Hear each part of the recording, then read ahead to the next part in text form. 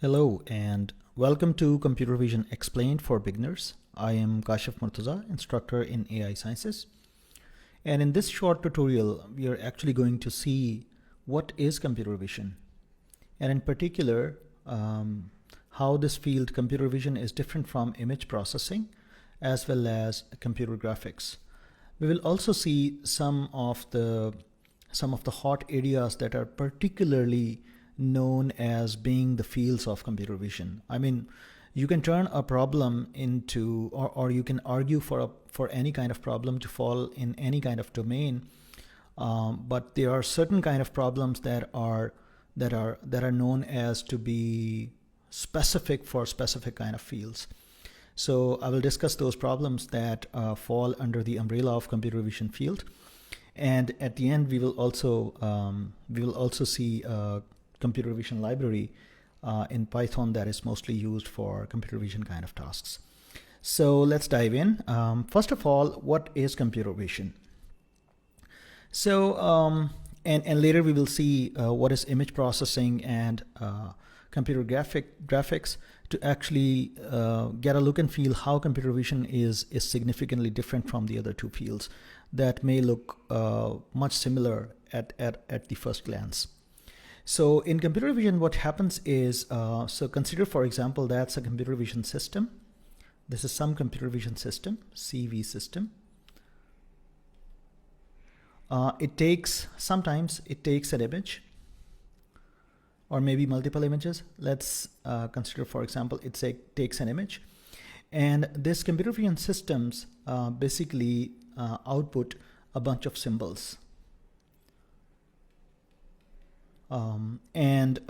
Maybe one symbol, maybe several symbols, or maybe for this particular image, it actually, the output of computer vision system is not necessarily another image. It may be, for example, in case of object recognition or object detection, it may be, for example, there exists an object here, and the output of the system might be the class category, which is like, let's say, person. That's one output. The other output is the bounding box, for example, the x coordinate, y coordinate, and width and height of the person. For example, 22, 47, maybe width and height in this particular image coordinates maybe 60 and 41 maybe. So these are the outputs, and maybe several outputs like these. So computer vision system normally inputs an image and outputs certain decisions. One kind of phrase that is often tied up with computer vision is computer vision actually solves the problem of what is where in the images. So given images, if you can solve where this what can be anything, any object, and where normally means what is the position of the object or multiple objects in different kind of images.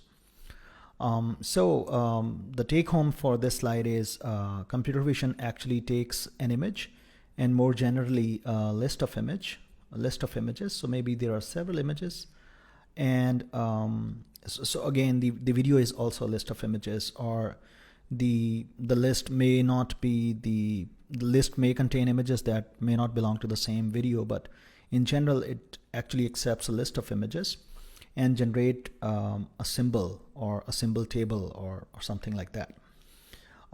Here, if you see, for example, in this particular animation, the input is a list of images, all are 2D images, and the output is a full 3D model of the images. Obviously, there is some overlap in the successive images, but here the input is really the images and the output is a 3D map, three-dimensional map.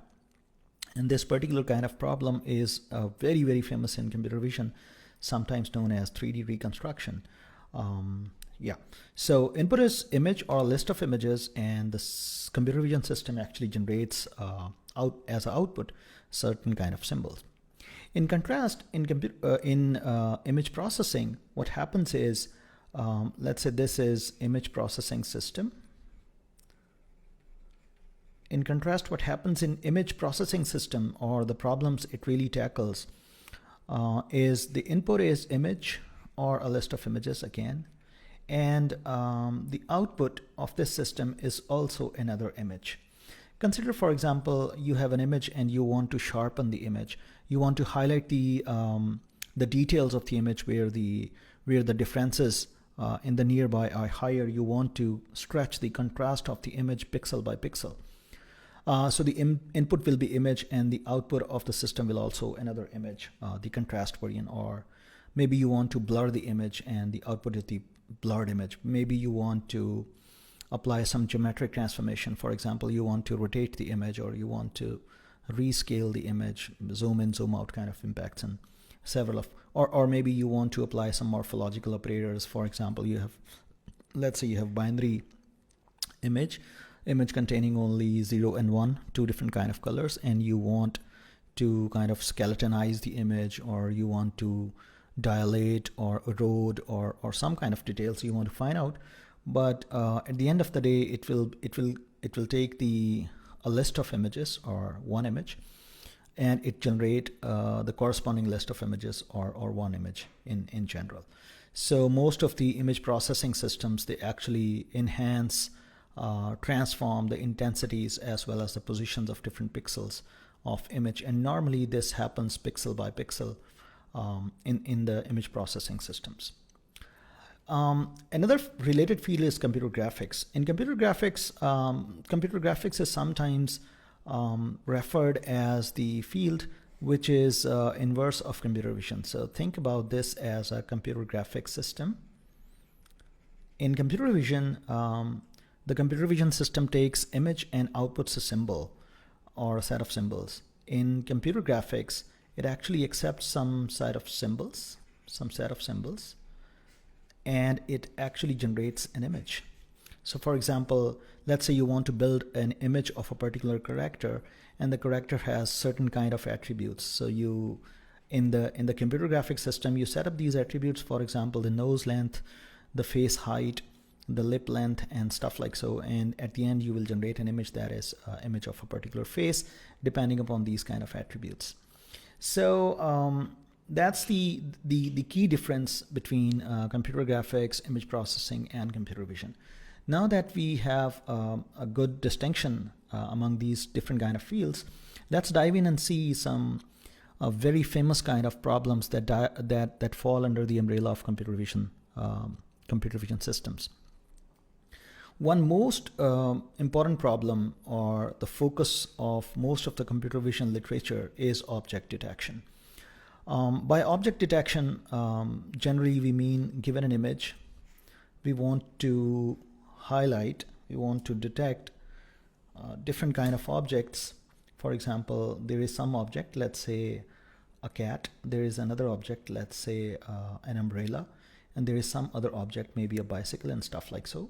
Object detection loosely refers to as finding out the object, classifying its category, it may be a cat, dog, or something, and highlighting the position or the tight bounding box in most of the cases, if the object is to be reported, if the boundary is to be reported as a bounding box. Otherwise, you can have other geometric structures for the boundary of the object. So classifying the category of the object, highlighting where the object is, and if there are multiple objects at different scales, by scale I mean for different sizes, the objects in the image may have different sizes and different orientations. The goal of the object detector is actually to highlight all of those. Maybe the objects are overlapping. Maybe one object has certain details that are occluded by another object. So that's the problem of object detection. In object detection, you may want, for example, face detection falls under object detection. Person detection, so for example, you are given a video is basically a stream of images. You may want to detect whenever the person comes, or you may want to detect vehicles and several other classes. There are several other classes of objects. These are just the examples. Object detection is a very, very famous and very interesting kind of problem, and it has a lot of applications, real world applications. that are available. Classical object detection and recognition kind of techniques, they rely on low-level edge detections, boundary detections, or edge detections, or kind of techniques like geometric shape detection using Hopf transforms, or RANSAC-based algorithms, and several of these kind of stuff.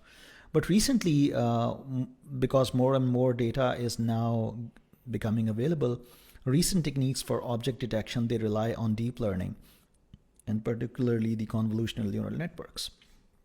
But at the end of the day, whether you are applying some classical techniques using some low-level filtering, or you are using an end-to-end learning like using convolutional neural networks, the object detection problem stays the same. I mean, you're given an image, detect all the objects, and detect their positions.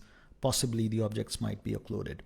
And the categories of different objects, they can be, for example, hundreds or maybe thousands. So that's one kind of problem that fall under the umbrella of computer vision, and sometimes most interesting problem, object detection. By the way, this most recent object detector that is really famous these days is known as YOLO, you only live once. So if you get a chance, do go through this YOLO. That's a beautiful object detector. Next problem that is really interesting is object tracking. Again, the object may be a face, it may be a person, maybe a vehicle, or any other object, or maybe any object of interest, and you want to track that object. Normally in these kind of systems, the input is a video, which is a stream of images, and you want to track a particular object across time, where the object goes in the whole stream. So for example, there are two kind of setups here. One, that whenever a new object appears, regardless of its category, its class, just highlight that object and then track it out.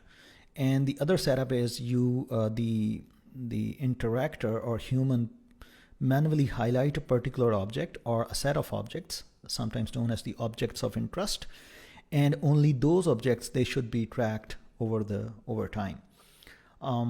Interestingly, one may think that object detection, once the object detection is done in a very stable manner, object tracking is just detecting objects in the successive frames. But what happens in object tracking is that although it relies partially on object detection, but object tracking itself has its own kind of algorithms, because detecting object in each and every frame in the video will make the whole tracking process very, very slow. So that's one, is it will be very slow. And two, from the previous frame, whatever detection results you come up with, if you independently detect the object in the next frame, so you are throwing away some of the information or processing that you have done in the previous frames. So throwing the information. So keeping the information from the successive frames actually makes the tracking much more fast. And there are a lot of algorithms that actually do this object tracking, real-time tracking, that does not do frame detections at every frame. Although there are certain algorithms that actually do frame detections after, for example, a particular jump in time, they do the detections again to rectify their tracking results, and then they move on. One such tracker is known as training learning detector, TLD. It's very famous. But there are a lot of other detectors like the object tracking using Kalman filters and stuff like so. So although looks kind of dependent on object detection, object tracking has its own set of algorithms, and that's a very interesting problem that falls under the computer vision. I will discuss one other problem, which is the problem which can be tied up very tightly with computer vision. People may argue that object detection and object tracking, they both fall under, for example, machine learning paradigm or stuff like so. But for this problem, like 3D reconstruction, this is purely in the field of computer vision, sometimes known as the 3D computer vision. Actually, Hartley and Zisserman, let me mention here, Richard Hartley and Zisserman. Let's see if my spellings. They have written the whole book on the topic, which is multiple view geometry in computer vision, and the whole book actually, one way or the other, discuss this kind of problem, which is the 3D reconstruction. So the idea here is that given an image or a set of images, the system, which is the 3D reconstruction system, actually generates the 3D points. Image is actually projection of three-dimensional space, and the reverse of it, given a two-dimensional image, and image itself is a two-dimensional thing. Given a two-dimensional thing, if you can find out the three-dimensional geometry back, maybe the relative geometry with respect to certain object origins, or maybe absolute geometry with respect to a fixed world coordinate system. But that problem is known as 3D reconstruction and is very famous and sometimes really required. Think, for example, you want to build a system that actually you want to wear certain kind of clothes, branded clothes, and you want to see whether they fit on your body very well or not. And let's say you want to build a system that allows you to check the body fit of a particular clothes depending upon a mobile app or something like that. So for example, you select a particular kind of t-shirt, for example, and you just want to see how the t-shirt will look like on your body without actually wearing the t-shirt. That actually requires the 3D model of your body. Well, if this is only you who is really an interesting person, one can manually mark or model your body. But if you want to spread your business in millions of people around, you cannot go and actually mark the body manually. What you can do is you can take certain pictures of the body, and then you actually build a 3D model for that. And this 3D reconstruction problem can be multi-camera, in which the image was taken from several cameras. Single camera, sometimes called single view reconstruction, where the image is taken by only one camera. And both of these setups can be with the static camera or with the moving camera. It's a very, very interesting problem. Last, I should mention one very powerful framework or package that is available in Python, sometimes known as OpenCV. It is available in several languages, in C++, in Java, in C#, and in Python as well. So let's have a look at a very simple example of, let's say, edge detection in OpenCV, just to give you a look and feel how the how OpenCV actually works. So let's go in Python and let's go in Python and see how OpenCV actually works. So let's import certain packages. Import CV2, that's for OpenCV. Obviously you have to install OpenCV. OpenCV does not appear as pre-installed in MATLAB. So another library, matplotlib, just for plottings and image displaying .pyplot as PLT. So let's load these packages. Let's see if we have a certain image as a data set. Yes, this image is available. So let's pick up this image and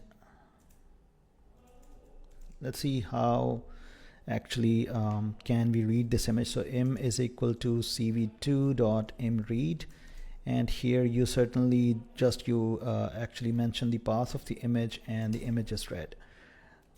Now you can obviously display the image plt.imshow. What this OpenCV does is it actually reverses the channel of RGB to BGR, but let me just display the image as it is. So you can now see the image like this, although the original image has different kind of channels. Let me actually rectify that channel. So plt.imshow cv2.cvt convert color. So convert color of my original image from cv2.color_bgr to RGB. And now if you see the image, it will look like the original form. I mean, the different libraries, they read image in RGB or BGR format. Let's actually detect the edges of this particular image using OpenCV. Let's just do that. So image, edge image, let me call that as E equals cv2.cany. That's one very famous edge detector. Edges are the pixels in the image, boundary in the image, where the intensity or the boundary, I mean, they define the boundary where the intensity in the neighborhood changes very abruptly. I mean, very large change in the neighborhood. So cv2.cvt color m cv2.color bgr to gray. So that's gray, gray. Then we have to give certain thresholds. What is the minimum value for the gradient magnitude? What's the maximum value for the gradient magnitude? Let's say 50 and 200, and that's E. E is there, so let's see plt.imshow E cmap as, let's say, gray. So what you will now see is that the image with the pixels that are highlighted are those pixels that are kind of boundary pixels. So you can explore this OpenCV more for several computer vision tasks. That's about it. If you have liked this video, please press the like button and subscribe our channel and share this video with your friends. Hope to see you next time.